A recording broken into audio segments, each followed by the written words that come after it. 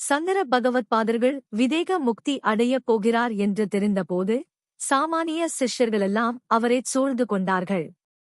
வேதாந்த உபதேசங்கள் அளித்தீர்கள். அதில் பல விஷயங்கள் எங்களுக்கு புரியவே இல்லை. கடை தேறுவதற்கு சுலபமான வழி ஒன்று சொல்ல வேண்டும் என்று ஆசாரியாளிடம் பிரார்த்தித்துக் கொண்டார்கள். ஆசாரியாள் சோபான பஞ்சகம் என்று 5 சுலோகங்களை உபதேசித்தார்கள். வேதம் வகுத்த வழியே தினந்தோறும் பின்பற்ற வேண்டும். வேதம் கூறுகிறபடி கர்மங்களை தவறாமல் அனுஷ்டானம் பண்ணுங்கள். இதையே ஈசுவர பூஜையாக நினைத்து பண்ணுங்கள்.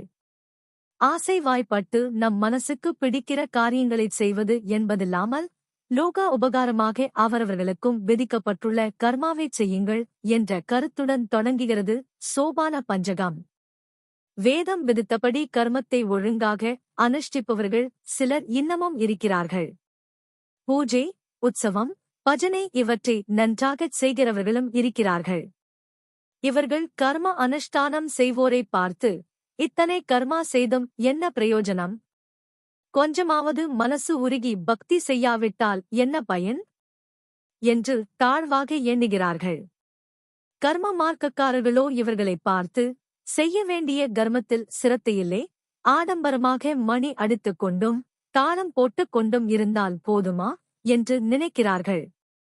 ஆசாரியாள் சோபான பஞ்சகத்தில் சொல்லியிருப்பதைப் பார்த்தால் கர்மத்தையே ஈஸ்வர பூஜையாக செய்ய வேண்டும் என்று தெரிகிறது.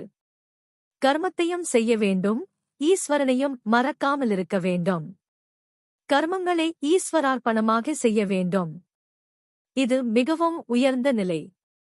கர்மங்களைச் செய்யும்போதே அதில் பற்றில்லாமல் செய்து சித்தத்தை ஈஸ்வரனிடம் வைத்து அவனுக்கு கர்ம பலனை அர்ப்பணம் செய்வது சாதாரண ஜனங்களால் லேசில் முடிகிற காரியமில்லை. சாமானிய ஜீவர்கள் ஒரு கர்மம் என்று இறங்கிவிட்டால் அப்போது பகவத் ஸ்மரணம் குறைந்துதான் போகும். ஆகவே தனித்தனியாக கர்மாவும் வேண்டும், பக்தியும் வேண்டும். நாளடைவில் கர்மத்தையே பூஜையாகச் செய்கிற உத்தம நிலை சித்திக்கும்.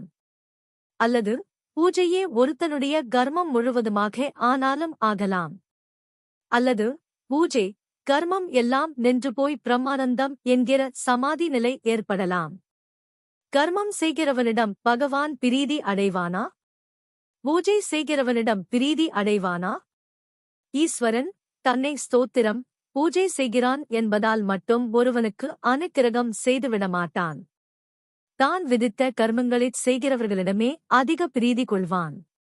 ஆனாலும் அந்த கர்ம மார்க்கக்காரன் மனசில் அன்பே இல்லாமல் வேலை மட்டும் செய்தால் பகவத் பிரீதியின் ஆனந்தத்தை பூரணமாக அனுபவிக்க முடியாது. நமக்கு வேத தர்மம் வெவ்வேறு காரியங்களை பிரித்துக் கொடுத்திருக்கிறது.